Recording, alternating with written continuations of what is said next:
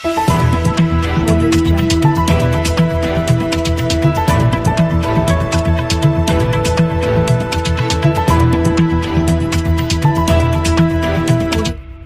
News channel पर जो भी वक्ता ने कहा वो उसकी अपनी राय है, जिसकी पुष्टि नेशन न्यूज इंडिया नहीं करता। धन्यवाद। प्रेस कॉन्फ्रेंस बुलाई गई है आप सभी को, जैसा कि आपको सभी को जानकारी है कि दिल्ली में नगर निगम का चुनाव का नोटिफिकेशन हो चुका है और नगर निगम के चुनाव 4 दिसंबर को होने जा रहे हैं, जिसके लिए नॉमिनेशन प्रक्रिया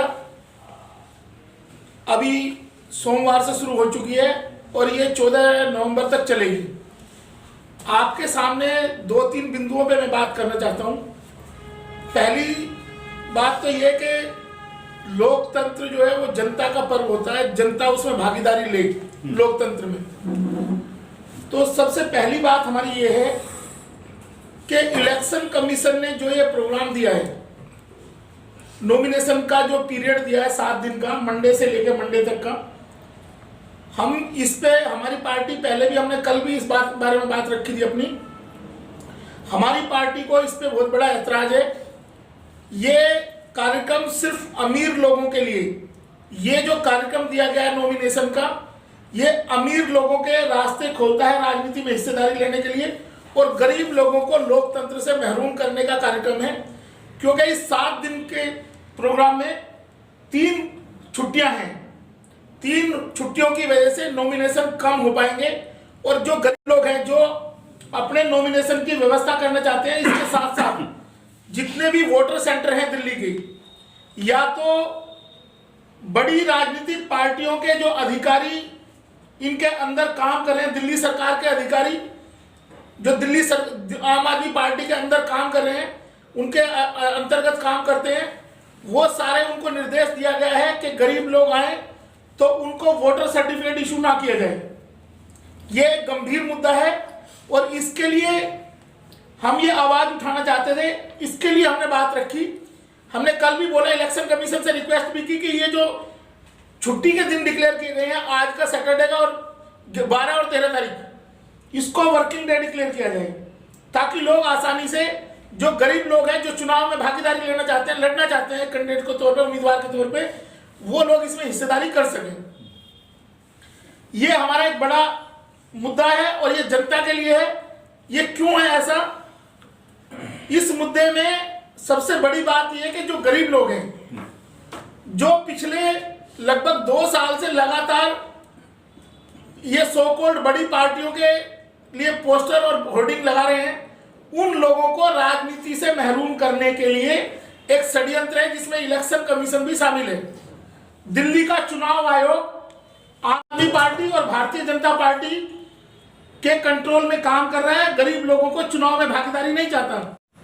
कल 11 तारीख को नॉमिनेशन का टाइम जाने के बाद अभी तक इनके कैंडिडेट 9 बजे के बाद आम आदमी पार्टी ने अपनी पहली लिस्ट जारी की है।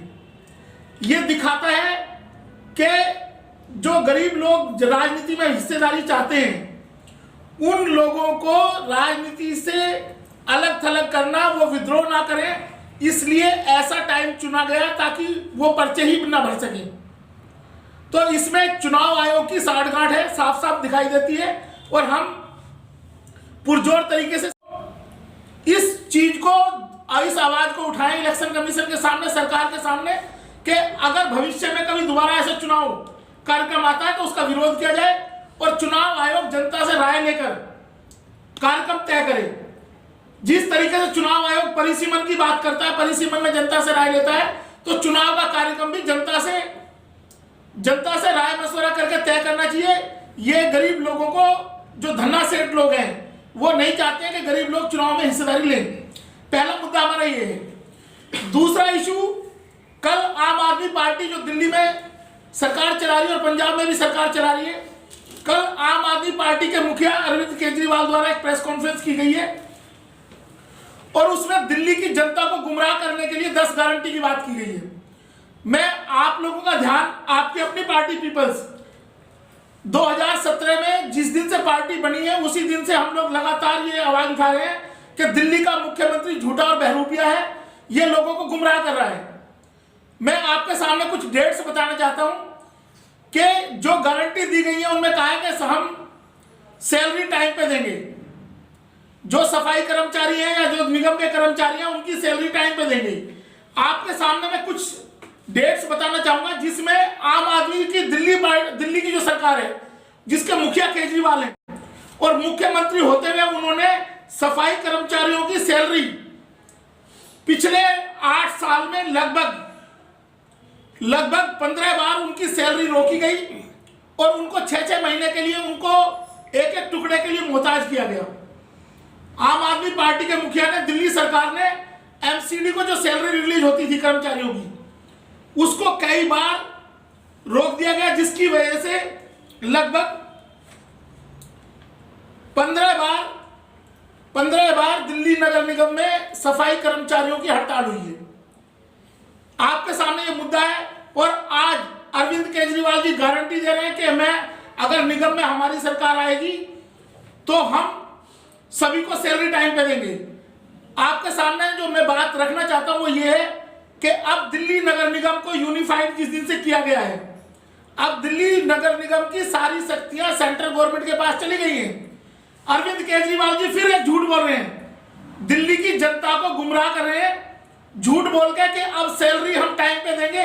पहले उन्होंने गरीब लोगों के साथ धोखा किया, सफाई कर्मचारियों के साथ धोखा किया और उनको कहा कि आपकी सैलरी पीछे से नहीं आ रही, जबकि कई बार 4,70,000 करोड़, जो 70 करोड़ रुपए थे, 4,70,000 करोड़ रुपए उनकी सैलरी इन्होंने 3-4 बार रोक दी, जिसकी वजह से सफाई कर्मचारी सड़क पे कूड़ा फेंकने के लिए मजबूर हुए। अब जबकि वो केंद्र के अधीन हो चुके हैं, तो दिल्ली नगर निगम में जो भी चुनाव में भागीदारी ले रहे हैं, मैं उनके सामने बात रखना चाहता हूं, दिल्ली की जनता के सामने आपकी प्रेस कॉन्फ्रेंस के माध्यम से, कि अब जबकि दिल्ली नगर निगम केंद्र सरकार के अधीन है और केंद्र में भारतीय जनता पार्टी की सरकार है, अगर निगम में दिल्ली की जनता ने भूल की तो जो दिल्ली में नगर निगम के कर्मचारी हैं उनका इससे भी बुरा हाल होने वाला है।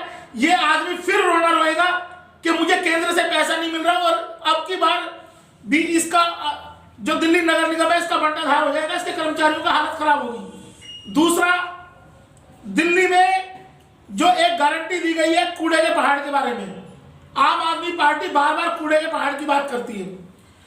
हमने डाटा निकाला है कि दिल्ली जल बोर्ड, जो कि दिल्ली सरकार के अधीन है, उसने जितने भी नालों की सफाई करी है, जो नाले 60 फुट की रोड और जो बड़ी ड्रेनेज है उनमें जितना भी स्टिल या कूड़ा निकलता है वो सारा कूड़ा डंपिंग यार्ड में जाता है, जिनको कूड़े का पहाड़ बताया गया है।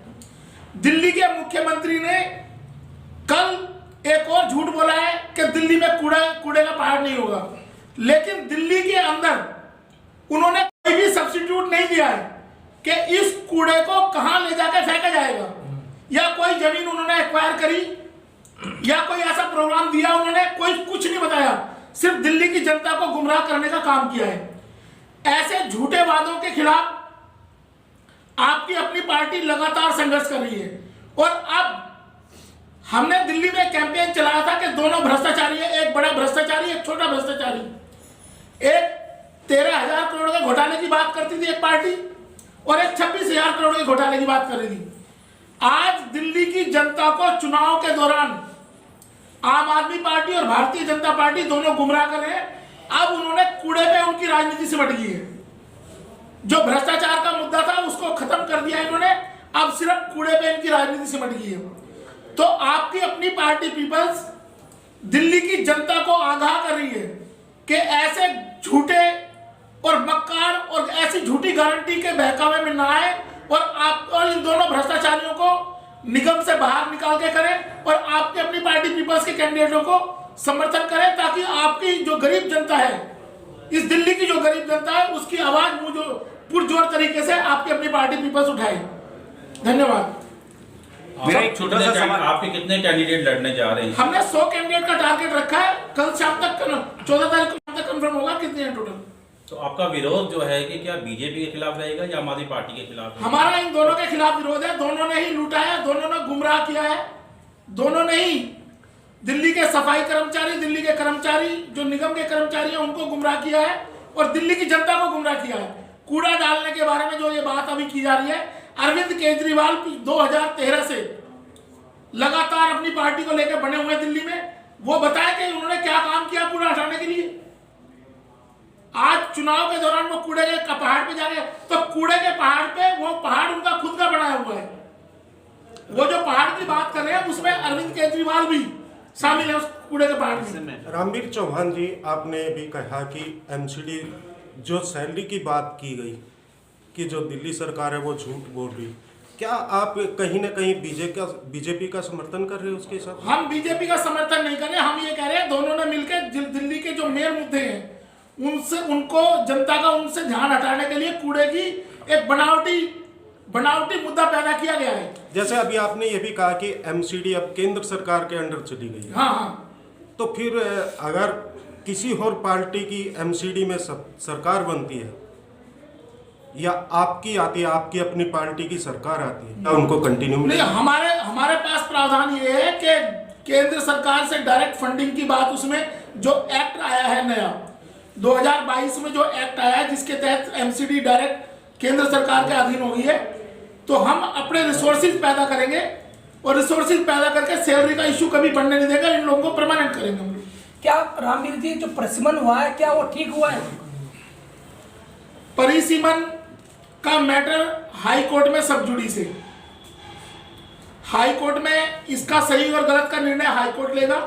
14 दिसंबर कांग्रेस पार्टी ने अपनी एक पिटीशन फाइल की है, हालांकि हमें नहीं लगता कि उस पिटीशन का कोई मतलब रह गया। अगर मॉडल कोड ऑफ कंडक्ट बीच में लागू हो जाता है और इलेक्शन प्रक्रिया शुरू हो जाती है तो अब उस परिसीमन का कोई मतलब नहीं है। गलत सही पे तो कोर्ट डिसाइड करेगी कि वो प्रक्रिया गलत थी या सही थी। आखिर में चलते चलते आपके वोटर हैं, सपोर्टर हैं दिल्ली के अंदर जितने भी लोग हैं या लोगों को अवेयर करना चाहते हैं वोट देने के मामले में, तो क्या कहेंगे फिर? देखिए, हमारा ये कहना है कि दिल्ली के गरीब लोगों को, जितने भी दिल्ली के गरीब लोग हैं, चाहे वो किसी भी सिस्टम को मानते हैं, किसी धर्म को मानते हैं, किसी जाति को मानते हैं, मेरा उनसे ये अनुरोध है कि ये दोनों ही पार्टियां, आम आदमी पार्टी और भारतीय जनता पार्टी, ये गरीबों का शोषण करने के लिए बनी है। गरीब लोगों को गुमराह करके अपना उनका वोट लूटने के लिए काम कर रहे हैं। और इसका एक सबसे बड़ा उदाहरण है राजेंद्र पाल गौतम, दिल्ली का एक मंत्री है जिसने आम आदमी पार्टी के मुखिया के कहने पे 22 प्रतिज्ञा का कार्यक्रम रखवाया। और उस मंत्री को क्या था, वो सच्चाई ये थी कि आम आदमी पार्टी के मुखिया राष्ट्रीय परिदृश्य पे आना चाहते हैं और वो उनके पास कोई दलित लीडरशिप नहीं थी। उन्होंने झूठ मूठ का एक कार्यक्रम रखवाया, उसमें सारी आम आदमी पार्टी के कार्यकर्ताओं की भीड़ थी।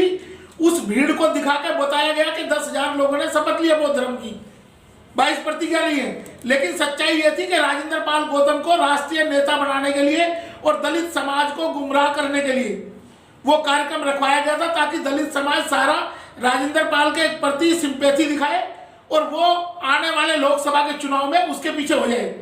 ये आम आदमी पार्टी के मुखिया अरविंद केजरीवाल की बड़ी साजिश है।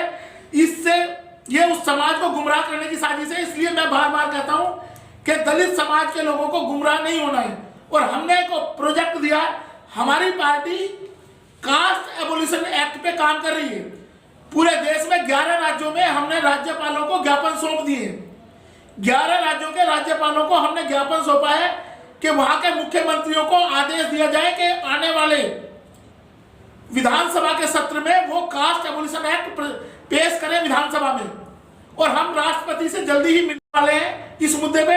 हमारी पार्टी, अगर इस देश में आर्थिक आधार पर आरक्षण सही है तो फिर इस देश को आर्थिक आजादी की लड़ाई लड़नी पड़ेगी यहाँ के गरीब लोगों को। तो उनके बीच में से जाति का बैरियर हटा के कास्ट एबोलिशन एक्ट लाओ, ताकि ये सारे गरीब उस आरक्षण की जो 10% की व्यवस्था इन्होंने बनाई है वो 100% हो जाए और उसके लिए वो काम करें वो लोग। चलिए।